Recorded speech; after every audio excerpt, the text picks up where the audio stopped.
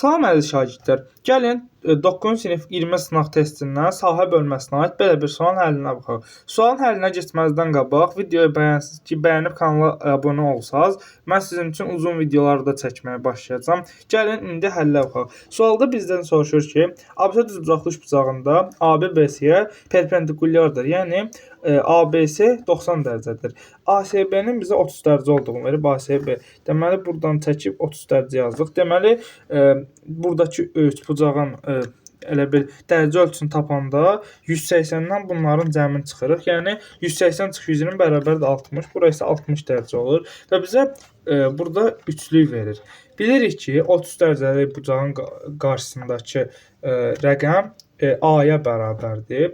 60 dərəcənin qarşısındakı A kökdə 3-ə, 90 dərəcənin qarşısındakı da 2A-ya bərabərdir. Gəlin bunu misal üzərində göstərim. AB-nin bizə 4 kökdə 3 olduğunu verib. Yəni AB haradır bura? O 30 dərəcənin qarşısındakıdır. Deməli 30 dərəcənin qarşısındakı 4 kökdə 3-dür.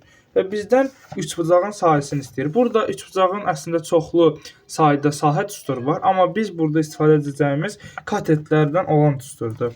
Yəni A vur B bölünsün 2, S bərabərdir A vur B bölünsün 2. İndi biz bunu tapmaq üçün 60 dərəcənin qarşısındakı bucağı tapmalıyıq. Onun üçün də 4 kökdə 3-ü vurmalıyıq kökdə 3-ə. Burada da alınacaq cavab 12.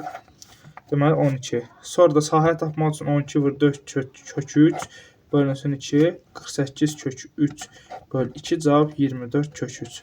Cavabımız D variantıdır. İzlədiyiniz üçün təşəkkür edirəm.